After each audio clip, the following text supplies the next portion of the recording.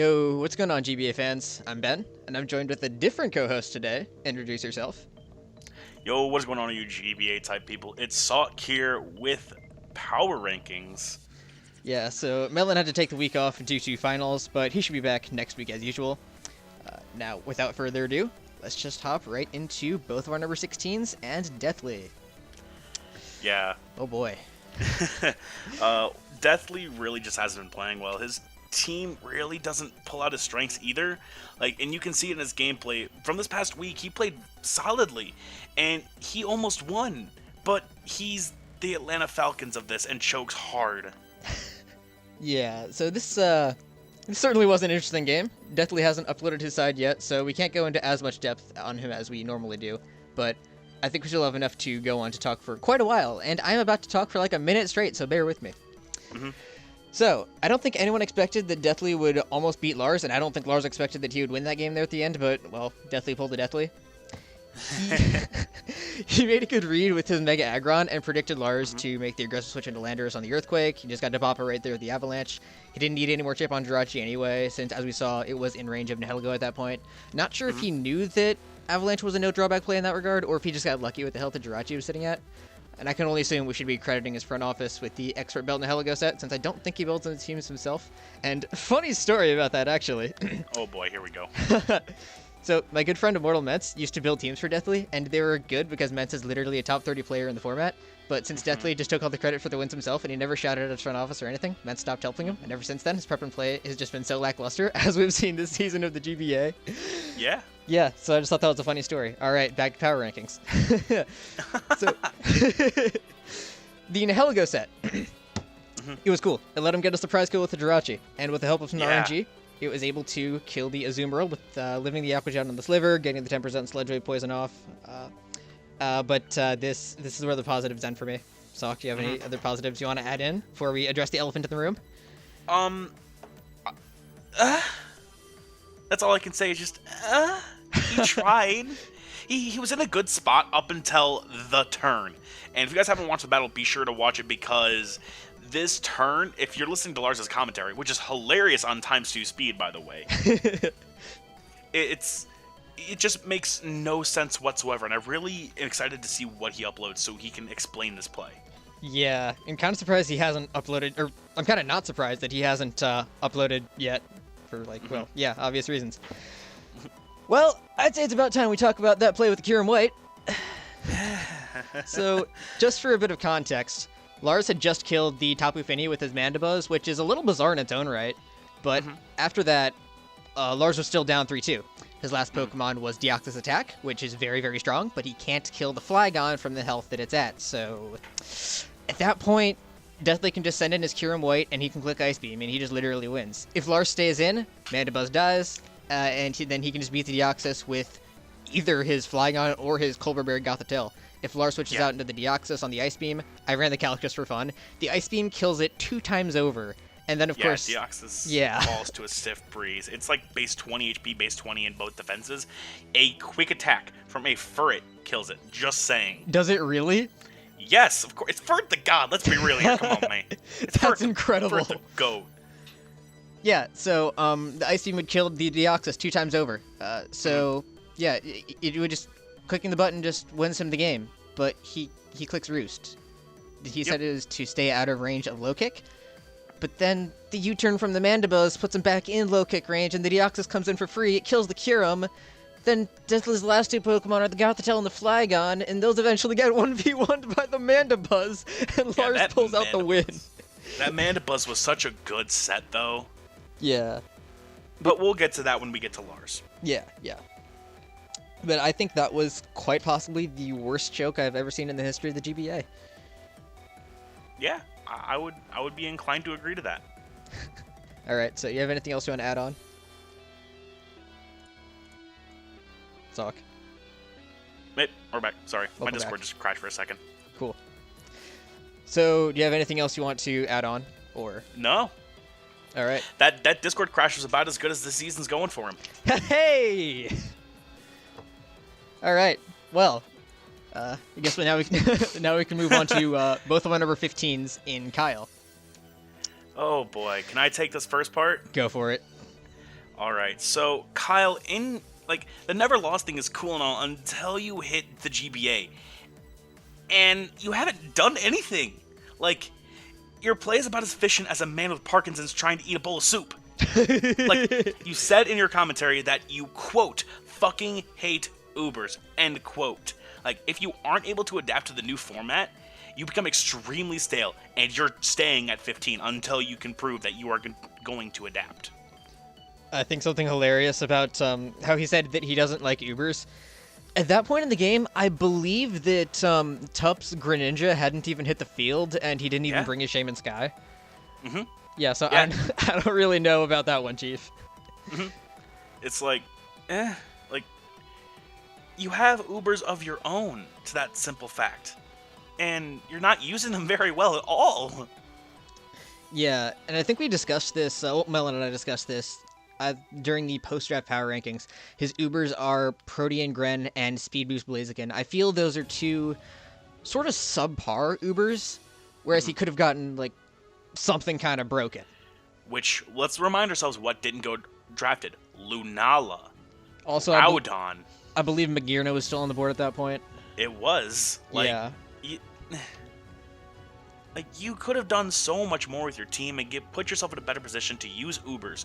But since you hate Ubers, you don't draft them, that is putting yourself at a disadvantage right away from Team Preview. He said he lost from Team Preview as well, which was kind of hilarious. Yeah. Yeah, I mean, he kind of did, to be fair. Oh, yeah. I think he said he prepped for the wrong team, if I remember correctly. I think that I don't think he literally prepped for the wrong team. He prepped for the wrong Mon. He, like, over-prepped for a Mon that didn't come. Yeah, That's what it was. That was more so what it was. My guess would be that was like Shaman Sky. Actually, I think he talked about how he overprepped for the Flame War Melodic. Yep, exactly. Melodic. He overprepped for that. It didn't come, and his team just lost from Team Preview, and that's kind of what Kyle's been doing. He's put himself at a disadvantage right away, and his mindset just goes straight down the dumpster. He doesn't have the mindset to pick himself up out of it and try to play. Yeah, exactly. And I think he throws in the towel way too early each week. Oh, yeah. Yeah. Oh, yeah. Yeah, he said it was GG when it was still like a 3-4 game, and he still had like a full health setup Zygarde in the back, so... Yeah. Yeah, and something else I want to mention about this game, he brought a Scarf Blaziken, which, it's a solid meme, but there's a difference between a meme and a straight-up bad set, and I think Scarf Speed Boost Blaziken is just very counterintuitive, and it kind of held him back this game, because not being able to switch moves really killed him. Yeah. Yeah. Like, I get what he was trying to do with it, but it just doesn't work. Unless you're going to switch into a knockoff later in the game, which, correct me if I'm wrong, Tup does not have a lot of knockoff users. Like, it's just counterintuitive. Yeah.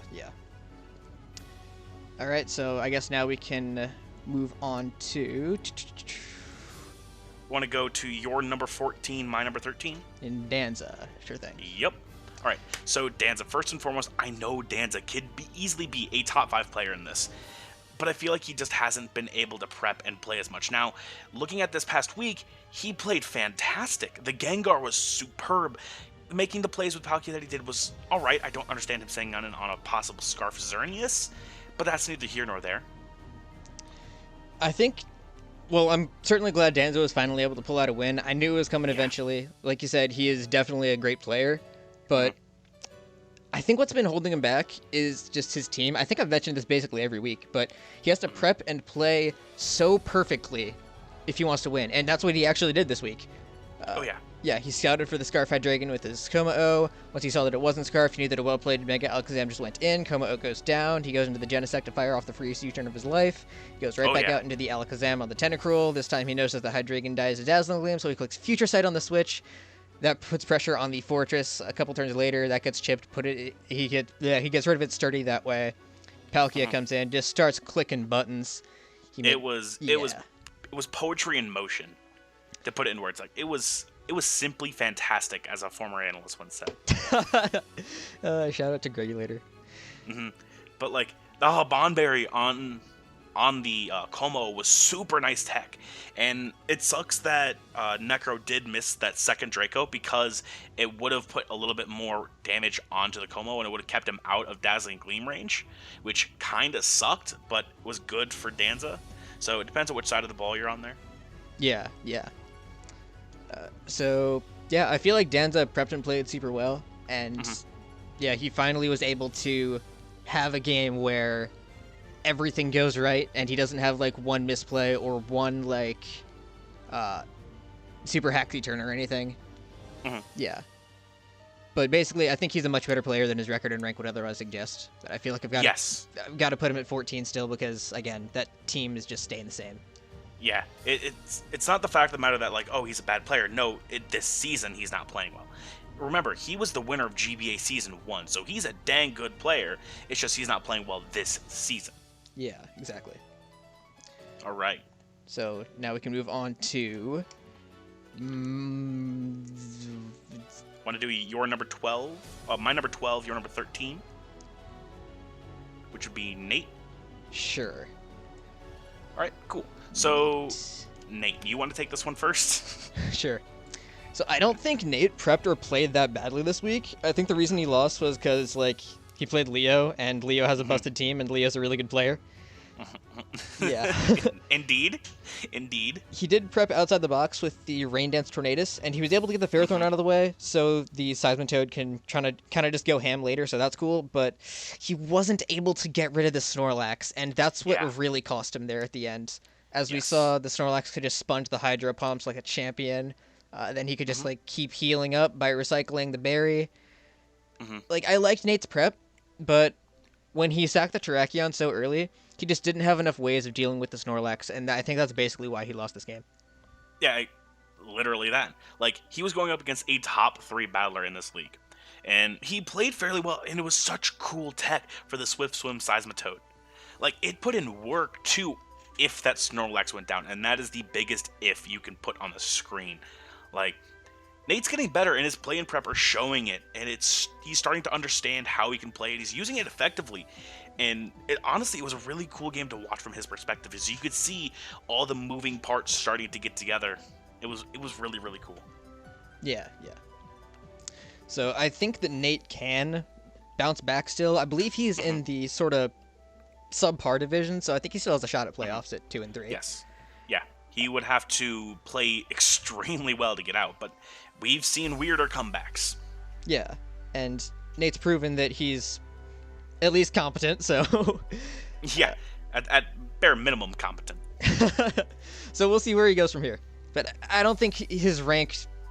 Yeah, I mean, it's more so like who else were you supposed to put down here towards the bottom? Yeah. It's like, there's a clear difference between, in my opinion, my bottom 4. For you, it'd be your bottom 3. Yeah. Like, those guys are set, not quote-unquote set in stone, but, like, you know what I mean. Like, they're down there for multiple reasons. They've kind of been the basement dwellers. And then we start getting to this echelon of, like, these guys can easily bounce from, like, bottom 5 to top 5 within 3 weeks. Potentially. Like, they can shoot up if they play and prep well, which we know these guys are capable of doing because they're here in the GBA. Yeah, exactly. All right. So now I guess we can move on to my number 10 and your number 14. Yes, Nexus. Nexus. And his playing has been the definition of meh. He's had moments where he's become 1000 IQ with his camouflage Zygarde set. It was so cool. And then he's had moments of like 10 IQ in past weeks where he's shown just to be kind of like an NPC trainer who's just kind of here. like I don't mean that in a bad way, but I don't mean it in a good way either. Like, you can never tell what Nexus we're gonna get. It's heads or tails, and I can't put him any higher than 14 on this list, knowing the people above him could easily Millie-Rock him out of the sky. Like, I can't put him above anyone else until he starts proving that he can play good on a consistent basis. Yeah, he's been pretty inconsistent this season. I think that's the best way of summing it up. But this week he beat Tom because Zygarde Complete is absolutely broken. With camouflage, and let's be real here. We'll talk about Tom's play. There was a certain play I want to talk about, though. Okay. Like, the Coco. We'll get to that when we get to it, though. You understand. Yeah. Speaking of that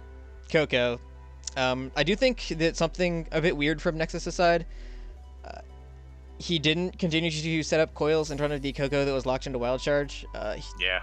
he wouldn't have had to worry about like losing more extreme speed PP on other mons. He wouldn't have to worry about other mons potentially living hits. Yeah, but otherwise, that's just more of a minor nitpick. Yeah. Otherwise, he just kind of had control of the game after Zygarde started clicking buttons.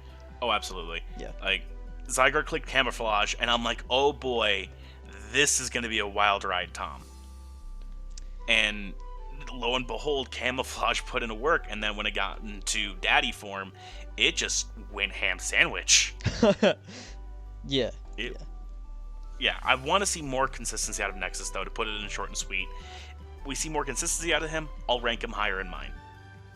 Yeah, I felt like I had to rank him a bit higher because he did, he did pull out the win this week, and he's sitting at, I believe, 2 and 3, so similarly to Nate, he's not, like, in the worst position in the world.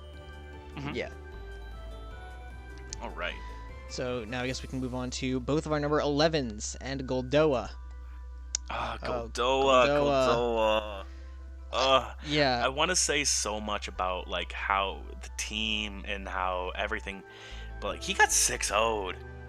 Yeah. And it wasn't even close. He had hacks go his way, and he still got 6-0'd. Yeah. Like, I think we both know that GoldOA is a good player, but yeah, MV happened. Well, it's not just that. Like, if you look at like the team preview, not just that, but the entire team matchup, it was hard to not lock MV in that matchup. Like, I think I picked GoldOA in pick'ems, but like, I didn't look at the matchup before I locked in my picks. Because I'm just like, oh, GoldOA win this one. It's about week 5. I'll start rallying wins. And I didn't look at matchup, and all of a sudden I realized, what have I done? Yeah, so I think GoldOA did sort of under-prep for MV's scary stuff, particularly the Mega Diancie and the Giratina. To be fair, though, his matchup was so bad to the point where there wasn't really much he could have done. But as we saw, Diancie really just started clicking buttons in front of the Crobat. GoldOA couldn't really safely switch because nothing on his team could take 2 hits.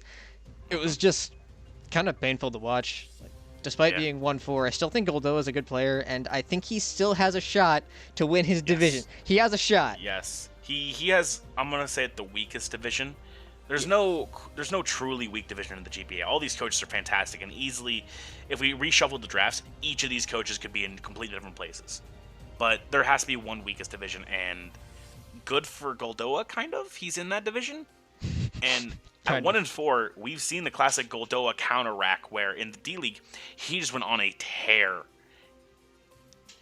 Yeah, so I can only hope that like GoldOA can bounce back like that, because, yeah, as I've said, like, I think 3 times now, I know that GoldOA is better than this. He's certainly better than a 1-4 player.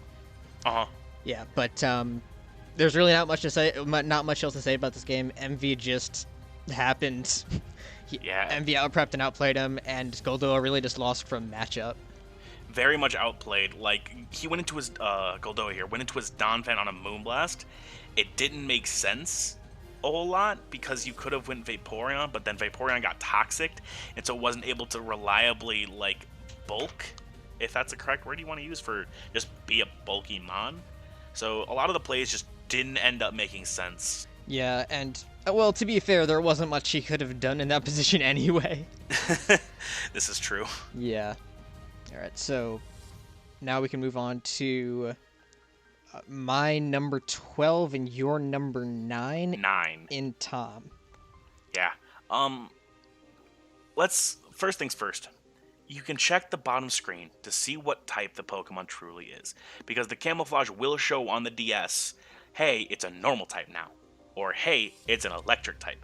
When it transforms, much like when, say, Ditto transforms, it changes types with it. So it's a form change, like exactly. It's something you can check, and that is,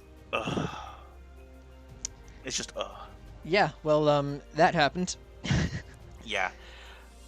So most of the things I have on Tom come from prep.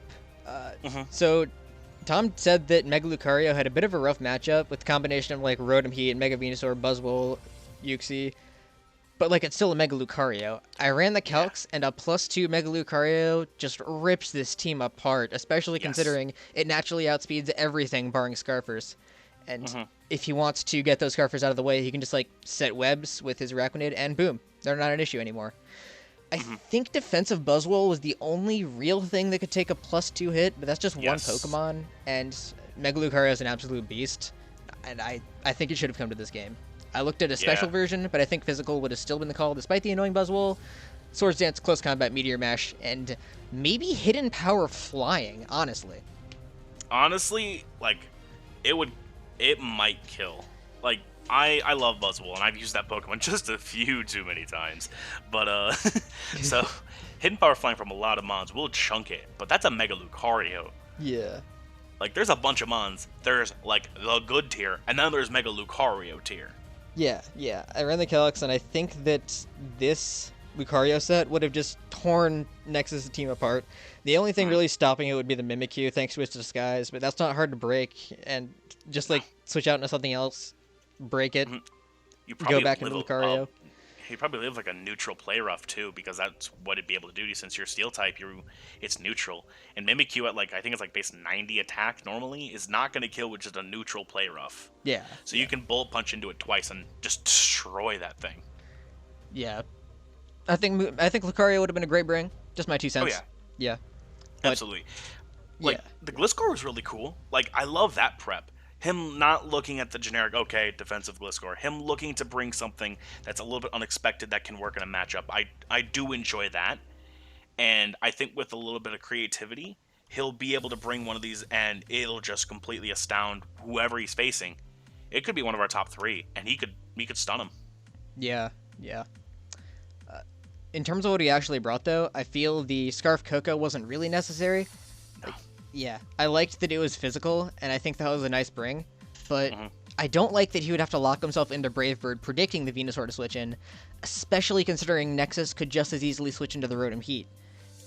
Scarf wasn't also really necessary because Nexus' fastest mon is Zoroark, and I get that he wanted to outspeed that. Mons like Scarf Zoroark, Scarf Buzzwole, +1 Zygarde.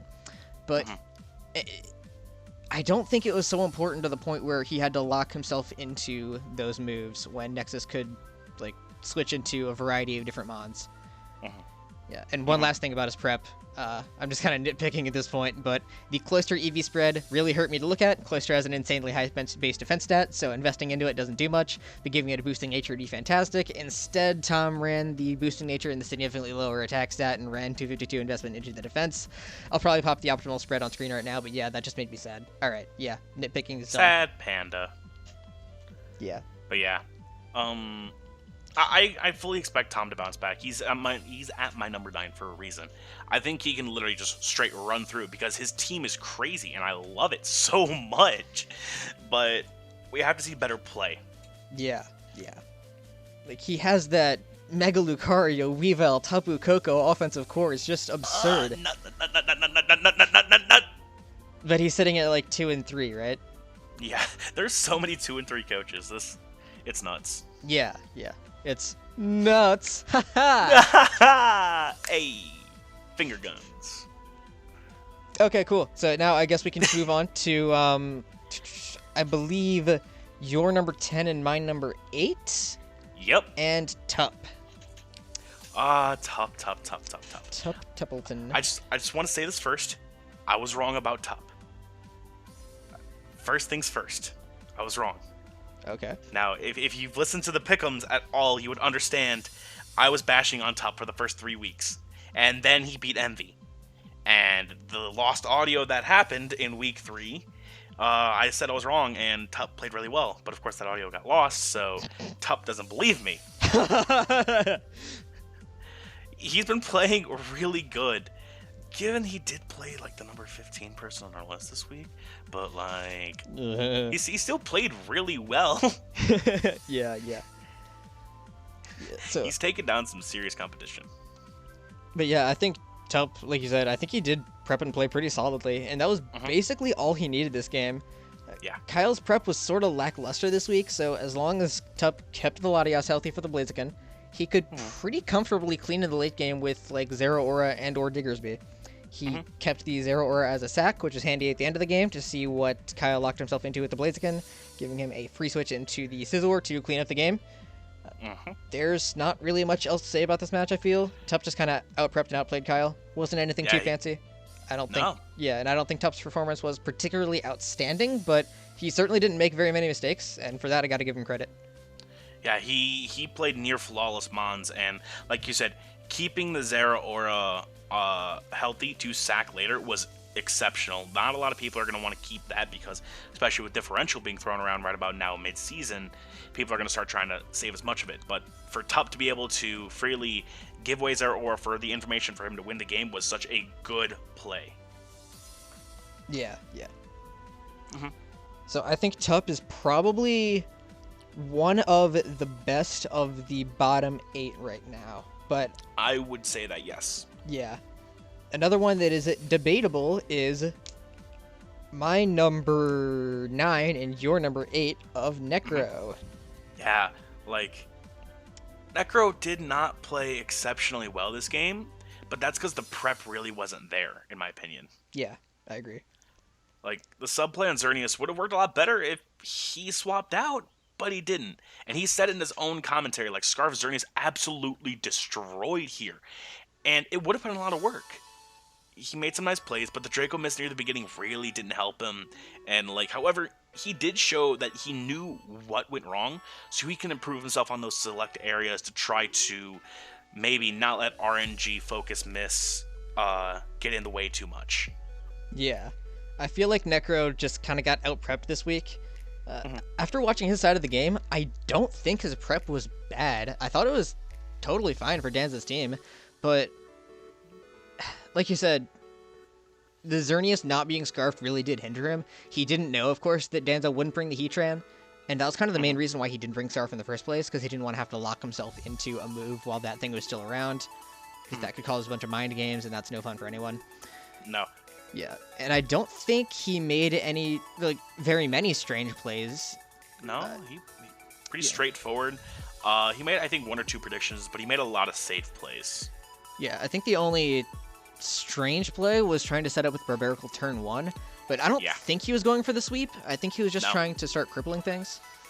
He was going for the break early to try to see if Sub Xerneas can put in some work later. And I'm Austin and I mentioned this in the pick'ems from last week. Scarf Xerneas is cool, but the mind games with Heatran are there. And, like, we mentioned, like, there would be a set 6 that would have to come if you wanted to counter the Scarf Xerneas, Heatran being one of them. Well, he didn't bring those, so Scarf Xerneas would have been great. But that is 20/20 hindsight, and you can't really see that right away. Exactly. So, yeah. But yeah. So I feel that Danza really just won this game in prep, and Necro didn't do a ton wrong. No? Yeah, it was just more so Danza doing everything right. Yeah, Danza just played flawlessly, in my opinion. Yeah, and also as a side note, mad respect to Necro for breeding a 6 IV Hydreigon. I've mentioned in previous weeks that I used to be an avid breeder. I know the struggle of having to read 4 6 IVs instead of the regular 5. But anyway, yeah, back to power rankings. Are we ready to move on? Yeah, shoutouts to, like, legit, he put so much time in this game. Like, just breeding, and it's nuts. Yeah. I don't have that kind of time. I wouldn't have that kind of, like, motivation. I would just be like, all right, someone can just join my team in this week. Cool. This man is dedicated. Yay. That man, ooh, whatever woman he finds is going to be set for life. All right. So I guess now we can move on to your number 7 and my number 5 of the man who's on the Tinder market. What? Did you see my tweet from earlier today? I did the not. Man that's on the Tinder. Oh my god. Let me find this image for you quickly. Oh my lord. Take a look at this. But yeah, the man who's on the Tinder market, Lord Envy and the San Diego Gym Chargers. Now, he did 6-0 GoldOA, and he played fantastic during it. GoldOA did make some interesting plays, and he got a really nice def drop on the Crobat, which really helped you out because he could have tried to get off a little bit more damage, but that's a little bit of RNG, and every game has a little bit of it. Yeah. So... I gotta scroll up, hold on. It's too funny. Alright. So, yeah, Envy has ascended. we were all impressed with that triple switch last week, but this week he just goes and pulls a quintuple switch. Yeah, man flexed. Yeah, granted, I know he was just trying to stall out the trick room, but the fact is, this man just tried to pull a quintuple switch, and it worked. Yeah. GoldOA just kept attacking what was in front of him, trying to take advantage of the trick room. You would think after the third he would have predicted, but nah. Yeah, it also makes you wonder. I don't remember if GoldOA mentioned anything about, like, predicting MV to predict him to predict MV to... He did talk about the mind games in his commentary, yeah. Okay, alright. Yeah, so I guess he was just kind of expecting that, like, he kind of realized that the switching back and forth got to the point where it was super obvious, to the point where MV wouldn't continue doing it, but he continued doing it, and then that's what happened. Really, it caught him off, yeah. The freeze, I love in MV's commentary, he's like, it's frozen there, it's hovering in the air, but it's still frozen. Yeah, I wonder how it stays floating like that. that Lugia, it's Spark Psychic type, so it can just, like, it's frozen, but it's like its eyes are glaring like Mewtwo, and it's just like, I'm staying up here whether you like it or not. But yeah. Where was I in my notes? I completely lost my place. Oh, right, found it. His Mega Diancie and Giratina sets were perfect. They both put in a ton of work this week, and that's really all there is to say about this game. Like, MV's back to being MV, and the O2 start is behind him. Like, I'm still not completely convinced he can take care of the teams above him with this team. Granted, D+ team, ha ha ha ha ha, funny, but like, the teams above MV in the power rankings here are the teams that are going to contend for the title. And MV is in that echelon of A tier. These next guys that I have above him are in that A+ to S tier, that are like the elites of this season. I mean, I think it's arguable that MV could be the best player in the GBA right now. Like, we've seen these stunts the past couple of weeks. There's a couple of people in the top 4, my top 5, that would put a run for that money. All right. And yeah, I do want to make clear, there is a big jump between 7 and 8 for both of us. Yes. Yeah, so like the bottom, from 8 to 16, those are like people that exist, but the top 7 are like playoff. The top 7. Yeah, the top 7. Yeah. Yeah. They are not leaving top 7 anytime soon. No, like, it would take, we'll say, GoldOA doing one of his magical runs to even bump up to 8, let alone jump into that top 7. Yeah, or maybe like Necro going back to that 2-0 start, because I think he's on a 3-game losing streak. Yes, he started out the season 2-0, and oh my god, that Megazord X set. Oh, I still love that set. Yeah, but guys like Necro and GoldOA, I think, can make that push. They could potentially get to the top 7s, but right now, as long as things stay the way they are, I really don't see anyone breaking that barrier. No, it's just too big of a wall to climb. Like, Trump would love this kind of wall, like how divided it is. Facts only. All right. So I guess we can talk about my number 7 and your number 5 of Jolt. Now, first thing, not bringing an abundance of hazard removers when you need to keep Incineroar healthy for like a Specs Lunala, which did come, kind of put me off at the very beginning of team prep. Like, it was really, really odd. Groudon was cool, and it actually did put in quite a bit of work. I don't necessarily understand the switch in Mew, like sacking it to a Z move from, I believe it was Cobalion. Yeah. Like, it was kind of weird, but hindsight's 20/20 on that one. Yeah, so do you hear my dog barking in the background? I hear a little woofer. All right, well, I'm just going to I don't know what to do about this. If you need to take care of Pupper, you can cut. Okay. Because editing is magic. Editing is magic. Excuse me for just a moment. I have this little magic trick. Shut up! He's not listening to this, so while he's listening to this in editing, the Orioles suck. Alright, you good? Yeah, we're good, I hope. Okay, cool. So, I think Jolt had a pretty okay performance this week, but once Aster got his rocks up, Specs Lunala just went crazy. Yeah. Yeah, Incineroar was his only real resist, but again, those rocks kept chipping it down every time he wanted to switch it in, and that was his best check. And yeah, he did make a few misplays that he acknowledged in his post-com, like clicking U-turn on the Lunala with his low health Incineroar, predicting the Road Wash to come in, when he really just should have clicked Flare Blitz to get off as much damage as possible on whatever Aster wanted to send in. And I think basically what this game came down to was Jolt holding back a bit. Now, that is exactly what I was going to get to. From Aster's side, he, in the end of his commentary, he said, Jolt never brings his best set if he thinks they're going to play in playoffs. He builds 3 teams, and he'll take the number 2 team and play you with it. He'll keep that number 1 team with the best of the best sets, the best prep, because he'll see him in playoffs. And that is why I still have Jolt at 5, because that train of thought, if this is his second best team, it was still a good team. It had a couple of holes in it, but I'm scared to see what he'll bring in playoffs versus this matchup. Like, that was the big, like, 2,000 IQ play that I had to point out. Yeah. I was about to comment something on that, but I lost my train of thought. Yay. But yeah, so a playoff win is, of course, much more important than a regular season win, and if this works out for Jolt, if holding back and keeping his best set secret, if that actually works out, that's just like 10 million. Like, genius. galaxy brain. Yeah. However, I do have to say, like Aster did say in his postcom, like, you could possibly play in playoffs, which is a good state of mind to be in, but every win matters in the regular season. You are in the top 7, so I do think you'll make playoffs, but you have to be careful about where you're seated. I think you could have pulled out a good team for this and made it to the fact, like, you possibly getting one of the top 2 seeds and getting a bye would have been awesome for you. Or not a bye, an upper seed to play one of the lower echelon teams. Yeah. So Jolt losing this game wasn't even too bad of a thing, but yeah, like you said, ideally he does get a higher seed.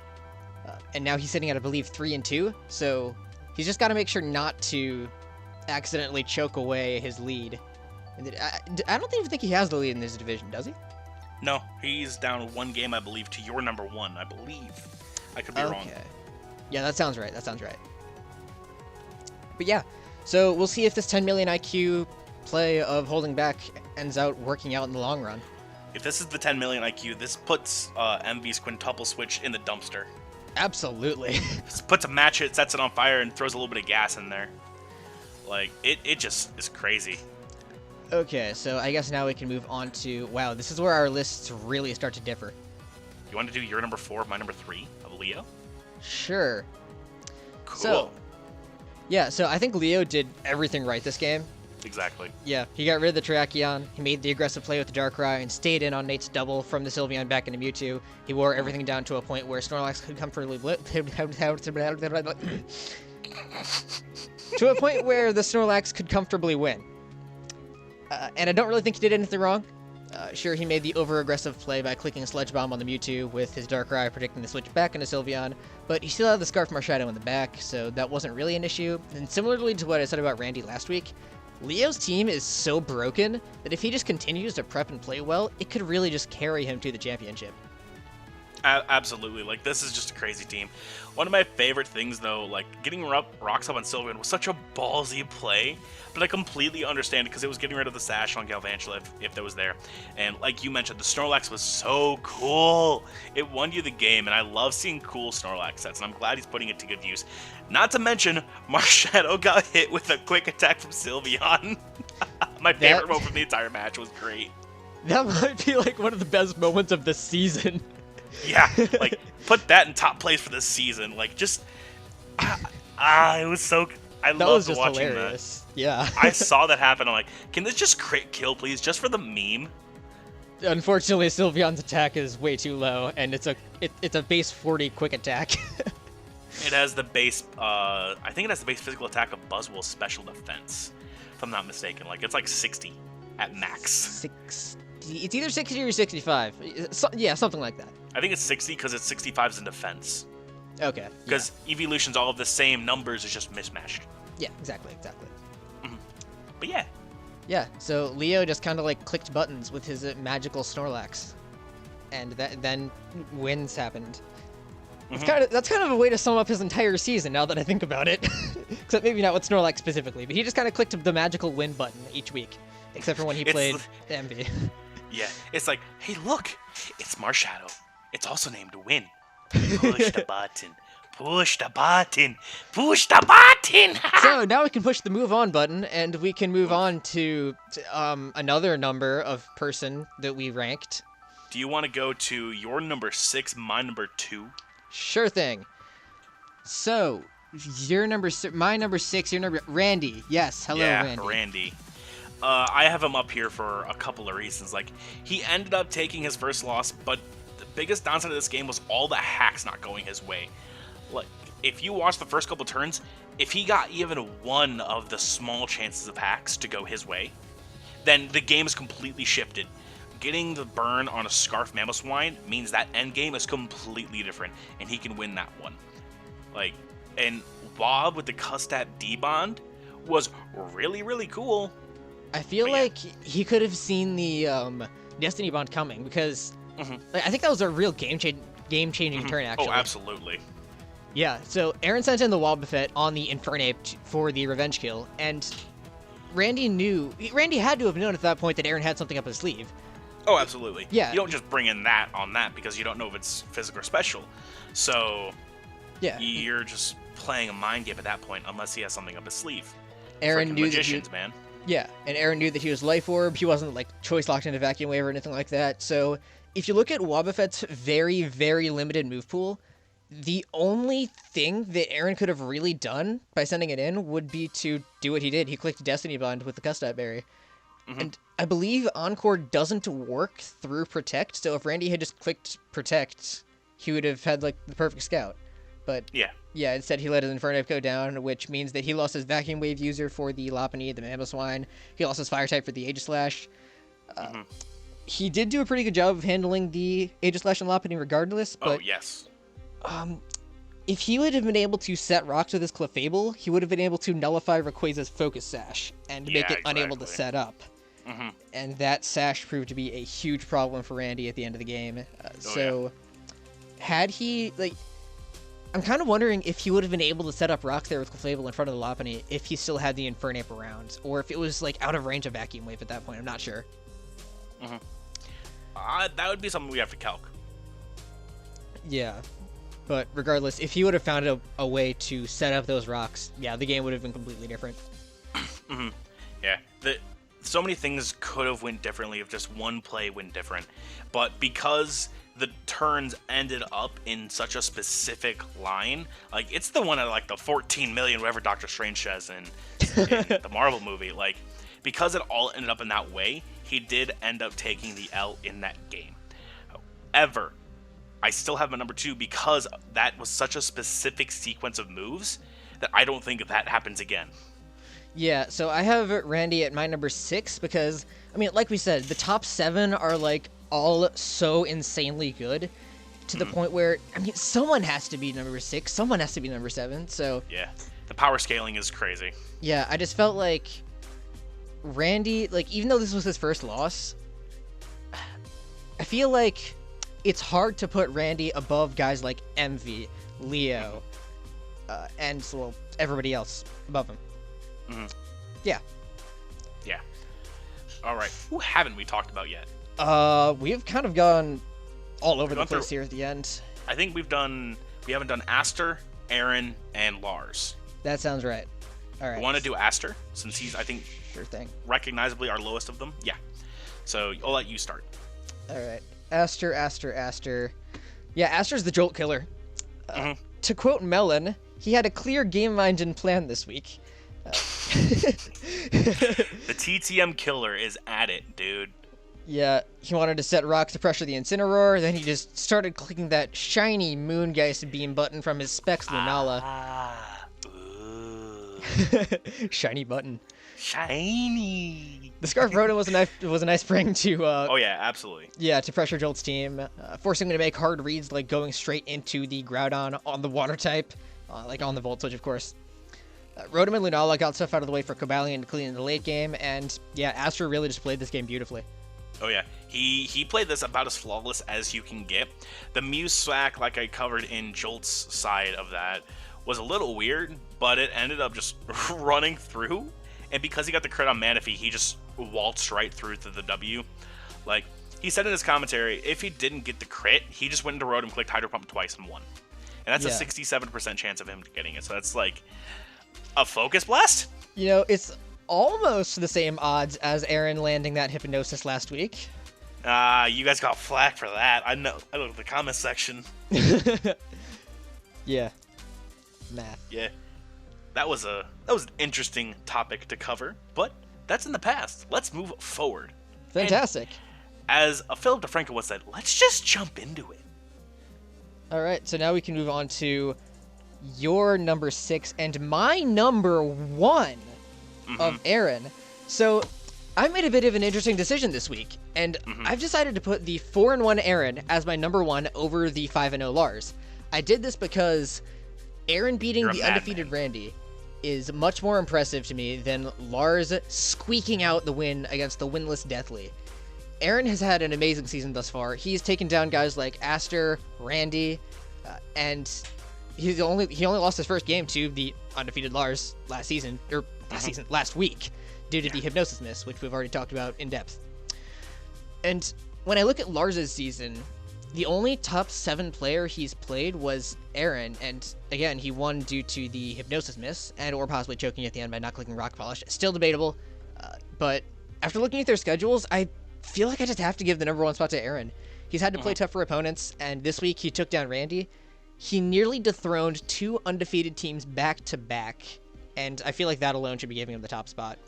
Yeah, but my thing with it is the sequence of events that bailed him out in the beginning of the game was just too specific for me to be able to rank him higher. Like, it bailed him out what should have been a terrible scenario.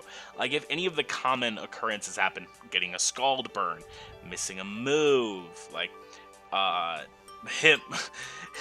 Randy actually clicking Protect to scout for the Destiny Bomb. Like, any of those small moves happen, and his entire gameplay just gets thrown into left field, off the train tracks, derailed. Like, it was so specific that I can't trust it to happen again and again and again. Yes, he is a fantastic player, and he nearly dethroned 2 undefeated teams. In fact, he probably should have. But I just can't see it. I can't see him being above number 6 in this because of so many specific moving parts happening at once. I do agree that he made a few misplays in this game. Like, he misplayed around the Suicune, which he did acknowledge, like clicking King Shield with the Aegis Slash to put it out of range of Lopunny's Power-Up Punch, then not clicking Power-Up Punch a second time when it was in range. But that last one probably didn't really matter that much since Randy had the Unaware Clefable anyway. Yeah. But he chipped down that Clefable, put it in a range of Rayquaza, set up the Dragon Dance on the Latias, and he was basically able to clean the game from there. His misplays weren't too critical, I feel, because he still did what he needed to do to win the game with Rayquaza. And correct me if I'm wrong, but at the beginning of the game, he sent out the Mamoswine on the Suicune, and he set his rocks as the Suicune just clicked sub, right? Yes, which Suicune, if you listen to the other side commentary, he's like, there's no way Mamoswine stays in here. He doesn't want to get burned, because if he's burned and he's like the Sash set, and I'm on offensive Suicune, which I don't think he was, but if he was, then like Scald, easily 2 KOs, and Burn means he can't do anything from it, and Mamoswine's just a dead Pokemon and it's dead weight. Yeah, so I think yeah, but I think at that point, Aaron had a pretty free Stealth Rock turn, because like from my perspective as like a third party, I see that this one guy has a Suicune on the field, the other guy has the Mamoswine. I don't see a universe where the Suicune doesn't try to start setting up, because that thing is always very annoying for basically any team, and if it has the opportunity to set up, it will take that opportunity. And Mamoswine seems like a good thing to try to set up in front of, so I don't think he would ever click Scald there on the first turn. See, I completely understand where you're coming from, but my fact of the matter is, you see a Mamoswine, you take a look at your team, you realize Mamoswine does a lot. I want to attack this to get as much damage off so I don't have to think about it later. And instead, he's like, okay, now he's smart. He won't want to risk damage on a Mamoswine and maybe burn it and be dead weight and lose a win con. He'll switch out. I'm going to sub up. Well, Pokemon happened. Yeah, Pokemon. All right, so now I guess now we can take this opportunity to move on to my number 2 and your number 1, and Lars. Lars. Lars has been playing stupendous levels of Mon, breaking out, all of the lingo here. Well, Lars is the only undefeated coach remaining in the GBA, but his game against Deathly this week, I really just don't know how I'm supposed to respond to this. At this point, it should be clear that beating Deathly is a pretty simple task, and I thought the number 1 ranked Lars would absolutely wheelchair him, but instead he found himself about to lose. To be fair, he played the end game absolutely perfectly to put him in a position to win, but the fact that the number 1 seed came so close to losing to the number 16 seed, this isn't Virginia versus UMBC, Maryland Gang Rise Up. This is Lars versus Deathly. Wow. Yeah, rest in peace my bracket, dude. But on a quick side note, though, a quick side moment, when you put Lars on 2x speed while watching the game, you could put any basic trap house speed behind it, and it would literally top number 1 on the singles chart. So kind of go straight into Secure right here, and yeah, if he's actually with the game, I just want to use it in case something good happens, and he doesn't think I for some reason.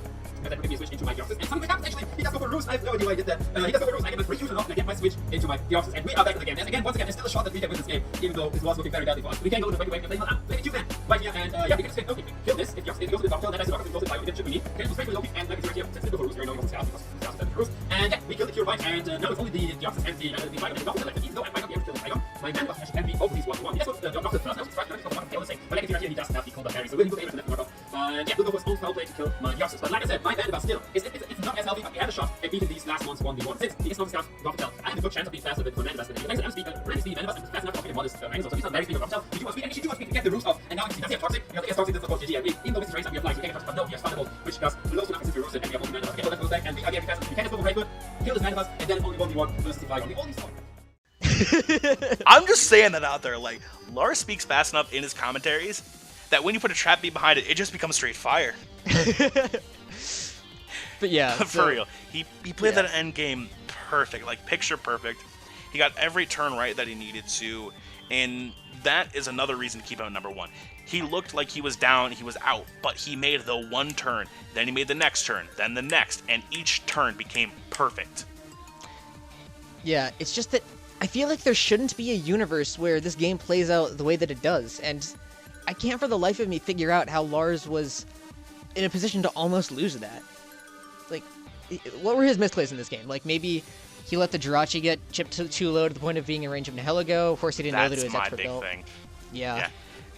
Letting Jirachi just get weakened when you see a Nihilego is not a good thing, because you think, whenever you see a Nihilego, you think, okay, choice, or not just expert belt, but other item like metronome to say. And you want to make sure it can't just continuously click sludge wave, so keeping a steel type is a good idea. Yeah. But I don't know. I'm just an analyst. Yeah. I mean, this is kind of what we're supposed to do. We're supposed to, identify these misplays. I don't know. I'm just here. I'm a guest on this show. I normally talk about team matchups instead of looking at post-game. Yeah, but I think misplay number 2 was letting Landers go down to the Aggron on the switch. In his defense, though, it's Deathly. He wasn't expecting him to make that kind of read and have the ice coverage. But otherwise, I don't really think he made any more misplays, and I think he prepped pretty well. It was mostly just Deathly having the perfect Nihilego set for the situation, and I still think Lars played around that basically as best he could. Yeah, Lars, given the hand he was dealt, threw the right card. He threw the ace on the jack, and then threw the king on the queen. He put the best cards on the table that he could at the time, even though he did not have the best hand at the moment. Yeah.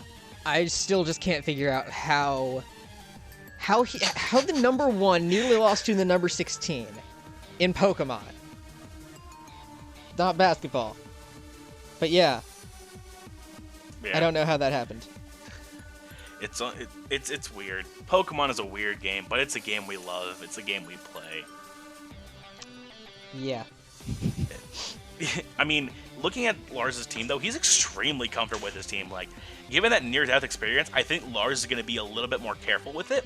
So if he was a little bit fearless with the number 16 team, and I realized, okay, I need to watch for everyone, that means he's going to start prepping a little bit even harder for the bottom teams, and he's going to start racking up differential. And versus the top teams, he's going to work even harder since that near-death experience. And I think this could be a point where like Lars just truly ascends and just becomes God mode. See, I've just got this bad feeling that it's actually going to be the other way around. That nearly losing to Deathly is gonna like make him terrified and paranoid, and like he's just gonna go downhill from here. That's just kind of what I'm afraid of. It could be one of the two, or he could just shrug it off, be like, one-time fluke, it's Deathly. Yeah, I mean, he might just go undefeated and go 10-0. Yeah, like I said, he might just truly just like, screw it, I'm still here, my undefeated streak, let's roll on. So, yeah, that game happened. Yup. And do you have anything else to say? I can't think of anything else to say. Watch the pick'ems. Okay. So this is generally the part of the video where I'm supposed to say something really dumb, because it's my job, because Melon says something and I say something dumb, but I can't think of anything dumb to say except that I'm still talking and I'm sounding dumb. So I'm gonna, we can wrap this up now. Subscribe to the coaches and watch the pick'ems because Salt is there. Yeah. Cool. Cool. All right. See you guys next week. Peace.